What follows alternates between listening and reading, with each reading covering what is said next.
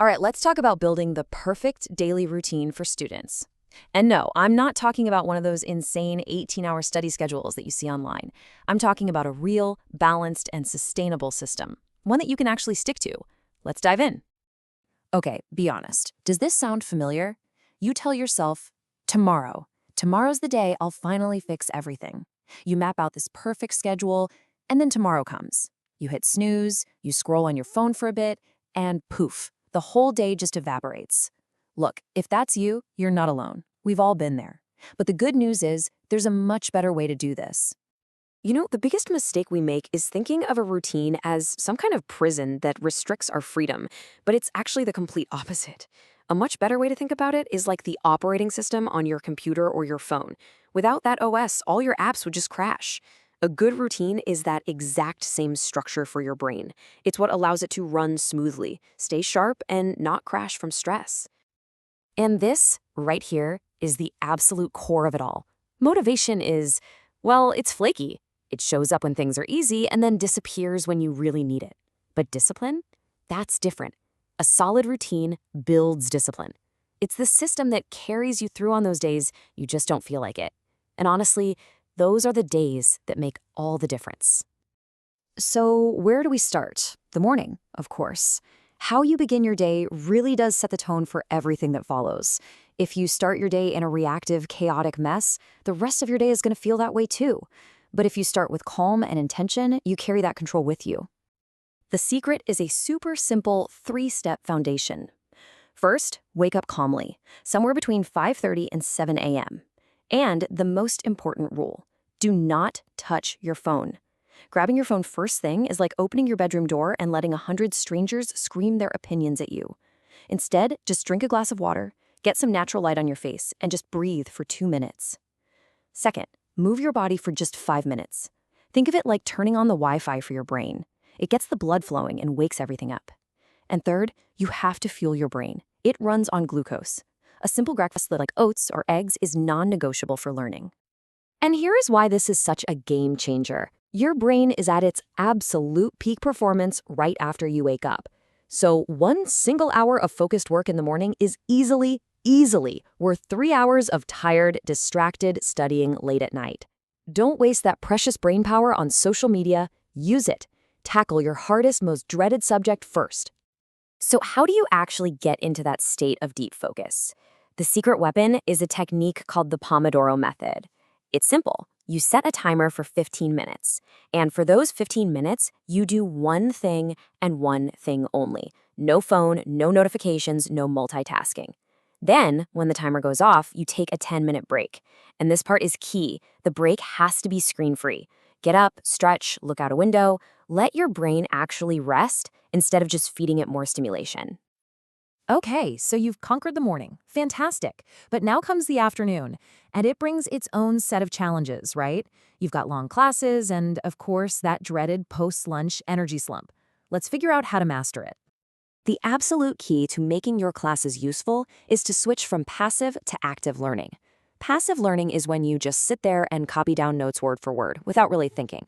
It's like throwing seeds on bone-dry ground. Nothing's going to grow. Active learning, on the other hand, is when you process, you question, you try to summarize the ideas in your own words. That's how you plant those seeds of knowledge properly so they can actually take root. And as for that afternoon slump, we all know it, we all hate it. The best way to beat it is a 2-part strategy. First, your lunch. Keep it light. Heavy, oily, sugary foods divert all your body's energy to digestion, which is why you feel so sleepy. Second, give your brain a quick reset. A 15-minute power nap or quick 10-minute walk outside can work wonders.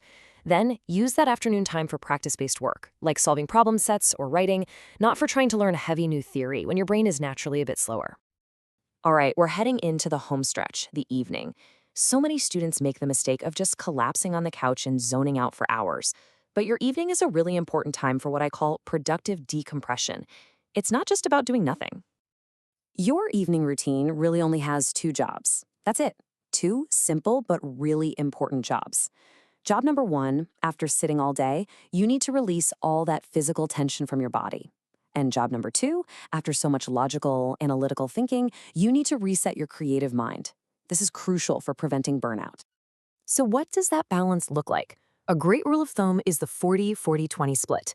Spend about 40% of your evening on some kind of movement. Go to the gym, take a walk, dance around your room, whatever works. Spend another 40% on something creative, a hobby you love, listening to music, journaling. Then reserve that last 20% for some light, low-stress revision, like quickly reviewing the notes you took that day. And that brings us to what might be the most powerful secret in this whole system. A successful day doesn't start when you wake up in the morning. A successful day actually starts the night before with a simple shutdown routine. It's super simple. Here's how you do it. First, just take 5 minutes to write down 3 to 5 specific things you need to do tomorrow. This simple act tells your brain, hey, I've got a plan, you can switch off now. It stops all that late night anxiety. Second, you need a digital sunset. Put your phone, your laptop, all screens away at least 30 minutes before you want to sleep. The blue light from those screens messes with your brain and tells it it's still daytime. And finally, replace that screen time with something calm. Read a book, listen to some music, whatever helps you wind down. Now, I have to be really clear about this. Do not sacrifice sleep for studying. It is the single most counterproductive trade you can possibly make. Seriously, think of it this way. All the studying you do during the day is like typing information into a document. But sleep is the save button. If you don't get enough sleep, your brain never gets the chance to convert all that hard work into long-term memory. You're basically just hitting delete on your efforts. You need 7 to 8 hours. It's non-negotiable. So we have the whole structure, right? The morning, afternoon, evening, and night.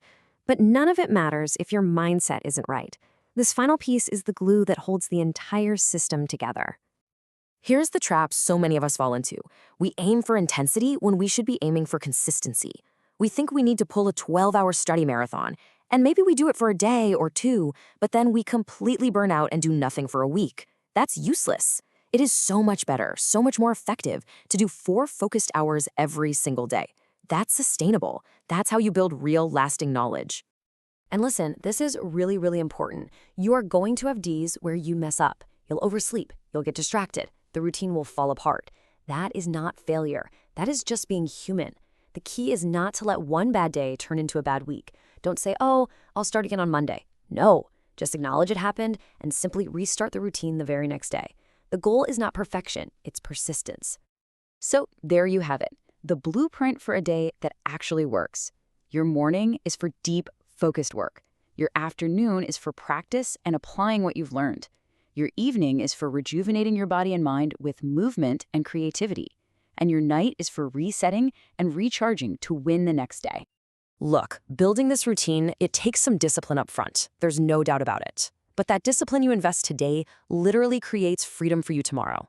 It's freedom from last-minute cramming, freedom from stress, freedom from that constant feeling of being behind. So the only real question left is, how are you going to use that freedom?